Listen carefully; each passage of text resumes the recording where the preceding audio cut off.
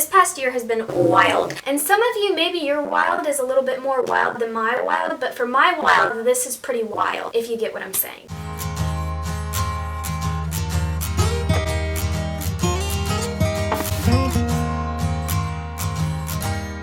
This time last year, I quit my job. I have some footage from that day. I'm quitting my job today. Today is my very last day.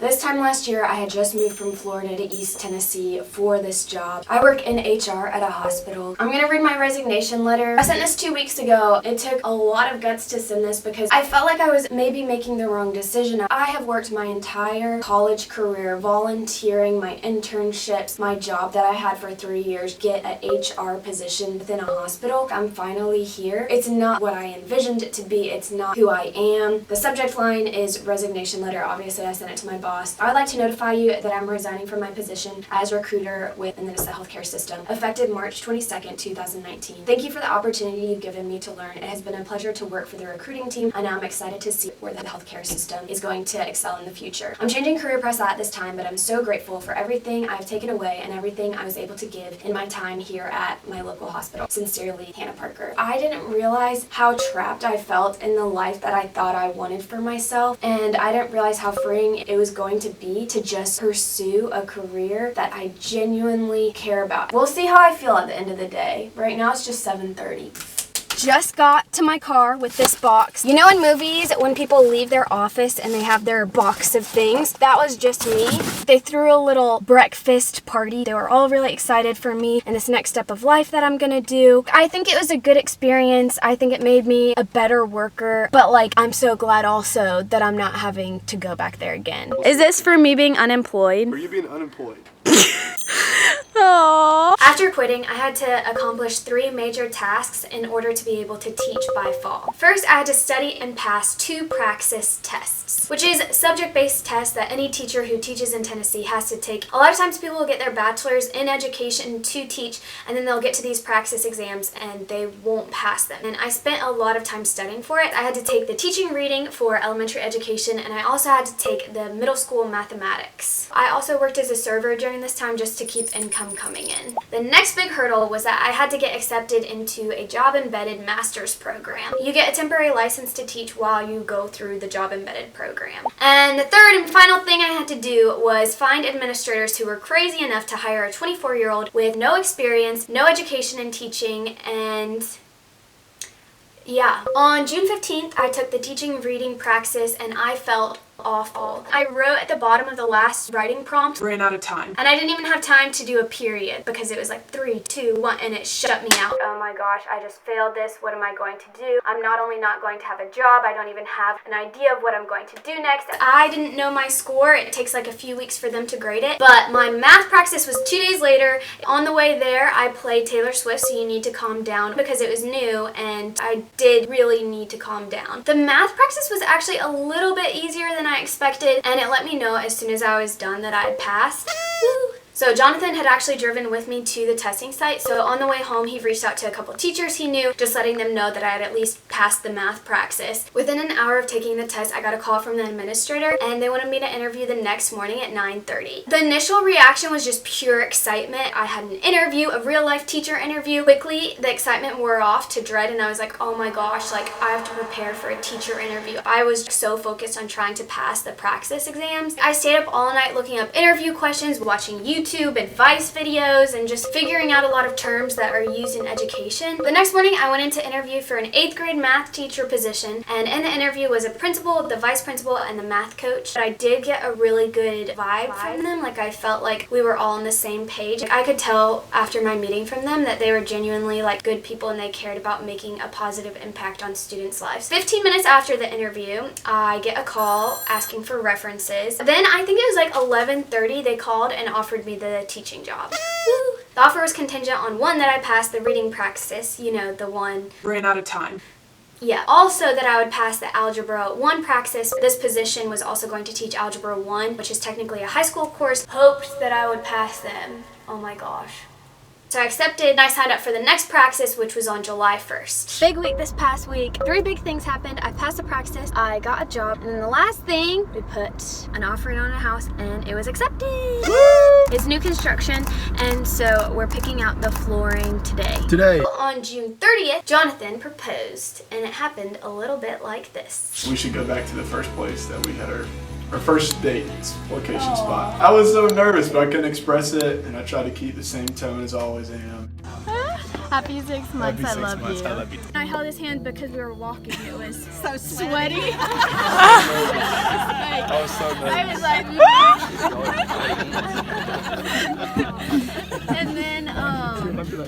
and then there was like a pretty scenery like this one, and he was like, let me take a picture of you, of your back. And then he got down on one knee, and he was like, all right, now turn around. And there he was.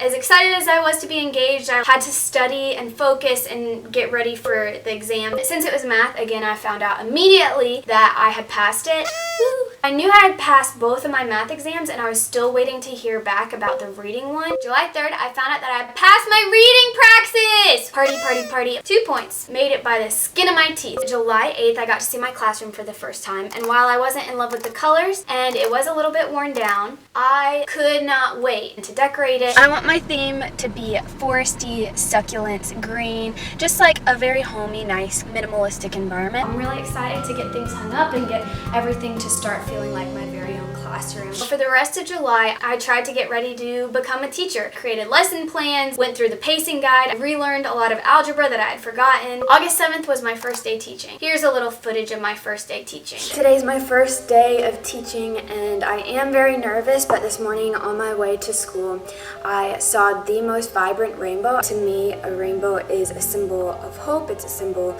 of a future, and so last year when I was in a career that I knew I didn't want to be in, feeling like I wasn't reaching my full potential, to be here and to be so excited to like meet the students and to start this next chapter of life, it just gave me like so much hope. I just finished my first class of the day, and now I have a planning period, so I just wanted to check in really quick. Everyone just stares at you, first off. You just have to perform because they're kind of like waiting on you to know what to do and everything. I like their personalities, but I feel like I might have come off a little bit strong. What I realized is that you kind of have to make things up on the fly. I guess I'm like moving forward, timidly confident. My first day ever teaching is done.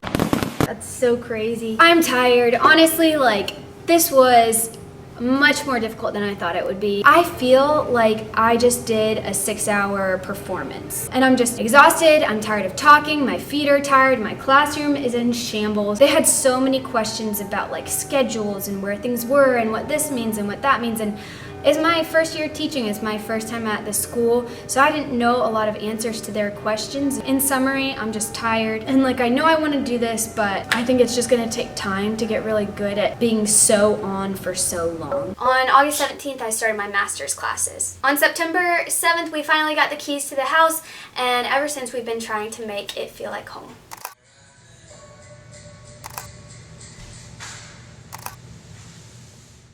Let's summarize my fall really quickly. First year teaching, I started a master's, was planning a wedding. By the way, we decided to get married December 21st, and getting a house all in the same fall. So it was quite the ride. Teaching, no joke, is one of the hardest endeavors I've been through. Order of operations, yeah. Simplify what's in the parentheses before you raise it to the third. I woke up late this morning. It was raining outside. It was very foggy. I didn't wear makeup. I put my hair in a bun, and I still like my outfit.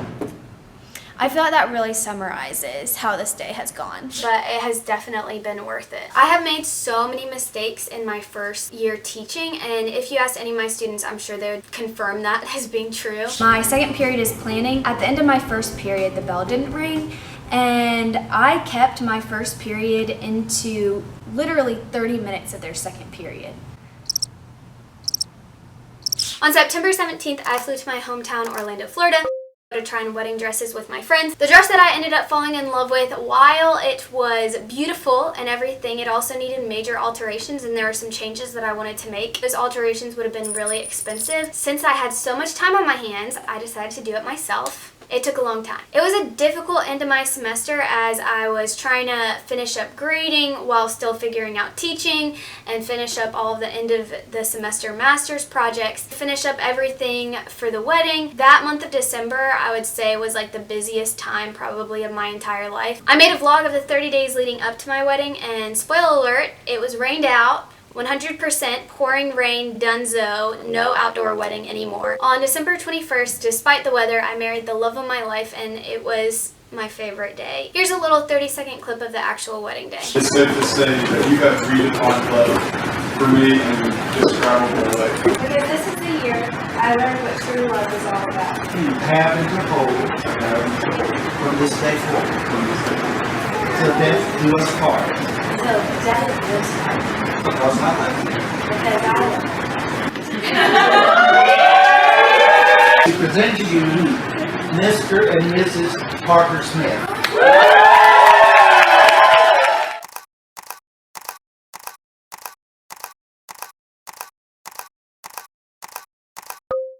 I had been wanting to foster cats for a while, but with all the wedding planning and traveling, I couldn't do that. So as soon as all of it calmed down, I went with my friend Jess to the animal shelter, and you'll see what happens. The lady at the foster shelter where we're at right now just asked if we wanted a litter of 4, and I said absolutely. How old are they?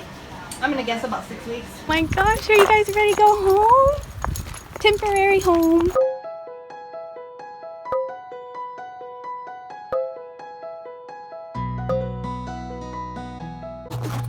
Hi kitties, come out. Who's gonna be the first? Oh, of course. Of course.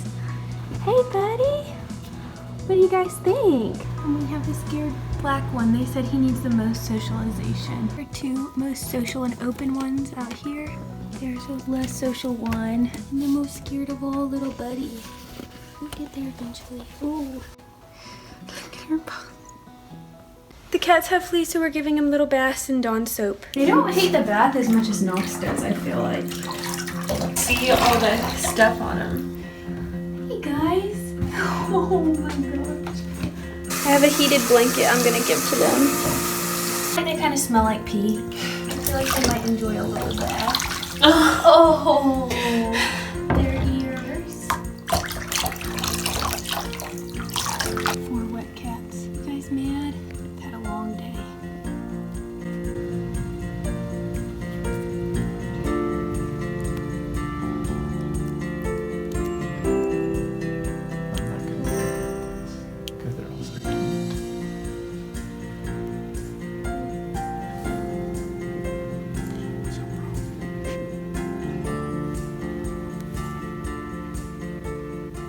We have 4 cats and a bowl of milk.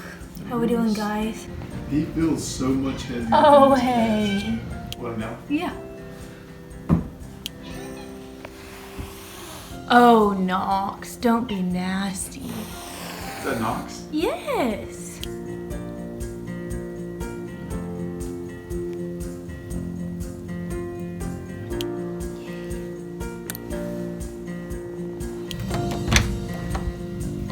Oh, hello, kittens.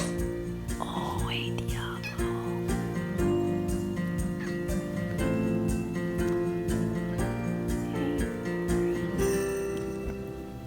Oh, that was a big yawn, both of you.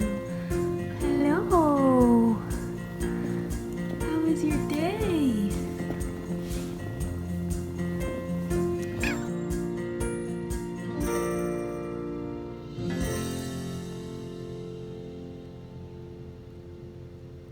I would have never expected these 2 guys to be the ones to be so affectionate. She's always been affectionate, and he's always been so playful. Good morning. Good morning, good morning. I know. Number 4. Where's number 4 at? There she comes. Can you guys say hello? Hello? Do you love them? Mm-hmm.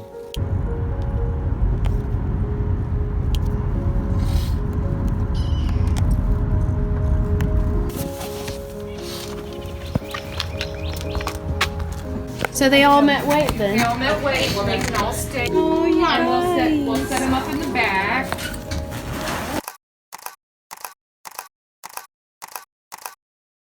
In February, I had one thing on my mind, well, besides the kittens, and that was end of course testing. I had worked really hard and the students had worked really hard, and I feel like an end of course test is a way that in some ways gives you proof. But then March hit, as you know what's been going on right now. This hasn't been the normal. I've spent the last month and a half trying to figure out how to be a virtual teacher. Everyone's kind of trying to figure it out together. And then just last week they called off the rest of the school year, which was really sad for me because I feel like I never got that closure of saying goodbye to my students. I feel like a lot of the things I wanted to say or do or communicate with them, I never really got to because I was so focused on content. And I think a lot of teachers are their first year. This isn't a good situation for anyone right now. I know that these times are crazy, but my hope in this is that people pull together. In the end, we'll all be stronger for it. And whatever wild things happen next year, we'll be better equipped to handle it. Thank you.